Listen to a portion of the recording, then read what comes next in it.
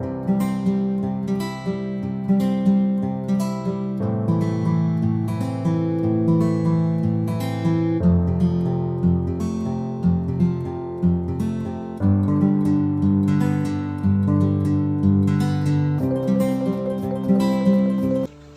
jumpa lagi dengan Erna S. Bayu dalam channel Erna S. Bayu. Saat ini kita masuk di dalam topik-topik yang terkait dengan pembelajaran dan pendidikan. Namun sebelum Anda masuk ke dalam topik ini, mari kita lakukan dulu like, comment, subscribe, and share.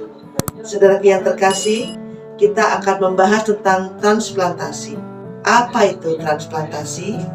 Transplantasi adalah menurut Peraturan Pemerintah Nomor 18 Tahun 81 Pasal 1 huruf E adalah rangkaian tindakan kedokteran untuk pemindahan atau jaringan tubuh manusia yang berasal dari tubuh orang lain dalam rangka pengobatan untuk menggantikan alat atau jaringan tubuh yang tidak berfungsi dengan baik.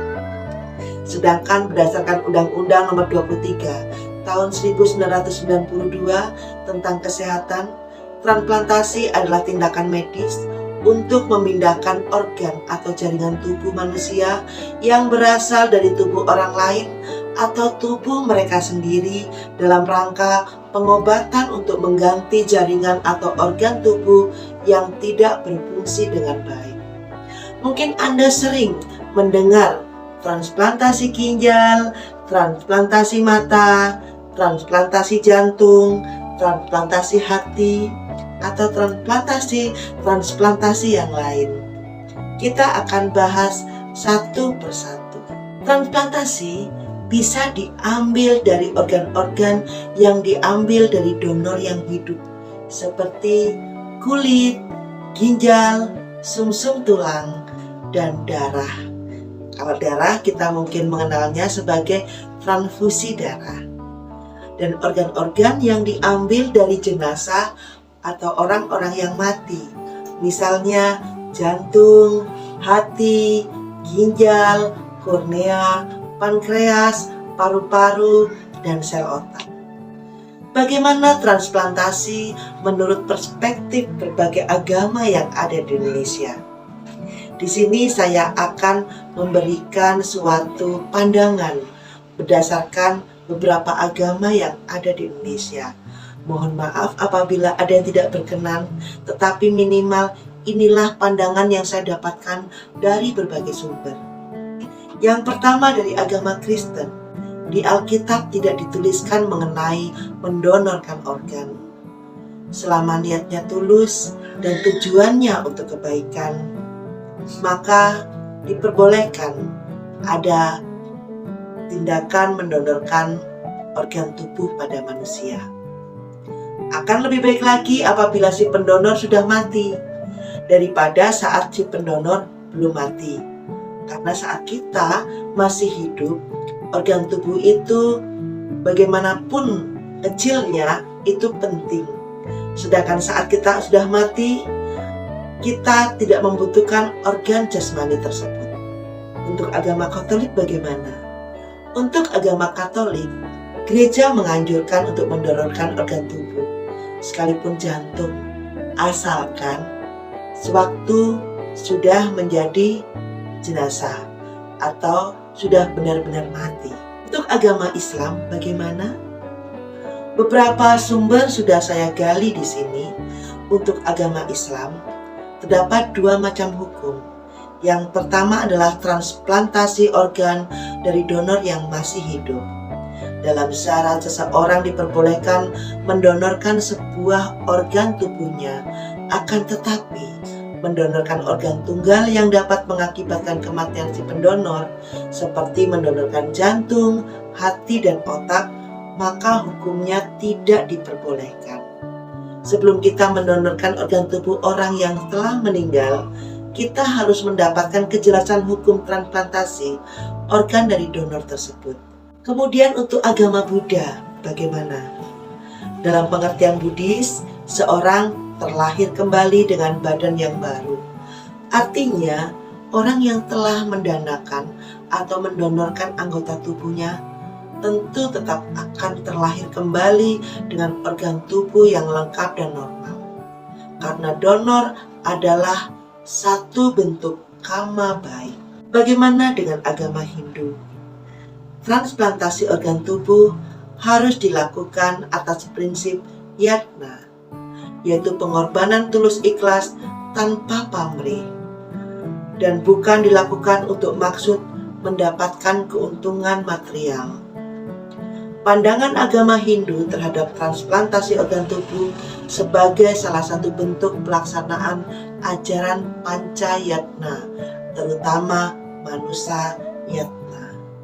Bagaimana transplantasi organ dari segi hukum?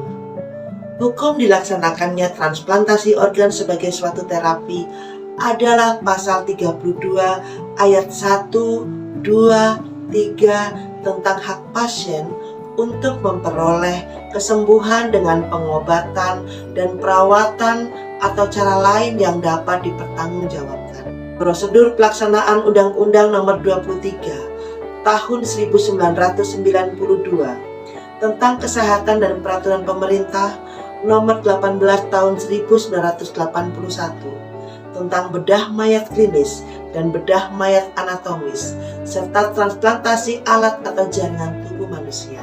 Bagaimana transplantasi organ dari segi etika perawatan?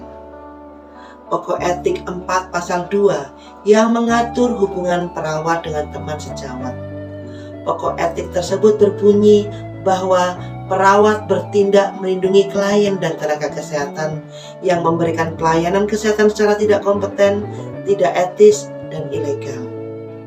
Pada prinsipnya, pokok etik antara lain anatomi, berbuat baik, keadilan, tidak merugikan, kejujuran, dan menepati janji. Bagaimana transplantasi organ dari segi norma di masyarakat? Donor hidup, sebelum memutuskan untuk menjadi seorang donor, seseorang harus mengetahui dan mengerti risiko yang dihadapi, baik di bidang medis, perbedaan maupun risiko pembedahannya lebih lanjut sebagai kekurangan jaringan atau organ yang telah dipindahkan. Yang kedua, donor mati pada jenazah. Orang yang semasa hidupnya telah mengizinkan atau berniat dengan sungguh-sungguh untuk memberikan jaringan atau organ tubuhnya kepada yang memerlukan. Kemudian yang ketiga adalah keluarga donor atau ahli waris. Ini terkait dengan kondisi sel-sel yang hampir sama dan serupa secara genetis.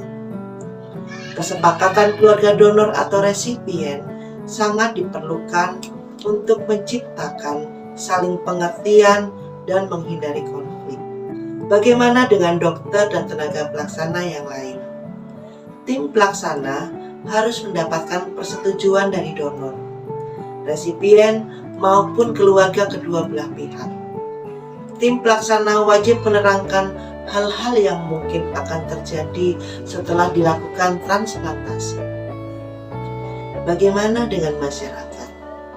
Kerjasama tim pelaksana dengan para cendekiawan, pemuka masyarakat, pemuka agama diperlukan untuk mendidik masyarakat agar lebih memahami maksud dan tujuan luhur usaha transplantasi. Saya ingin menggarisbawahi apa itu resipien. Seorang resipien harus benar-benar mengerti semua hal yang dijelaskan oleh tim pelaksana transplantasi. Akan tetapi, ia harus menyadari bahwa hasil transplantasi terbatas dan ada kemungkinan gagal. Terima kasih. Tuhan berkati.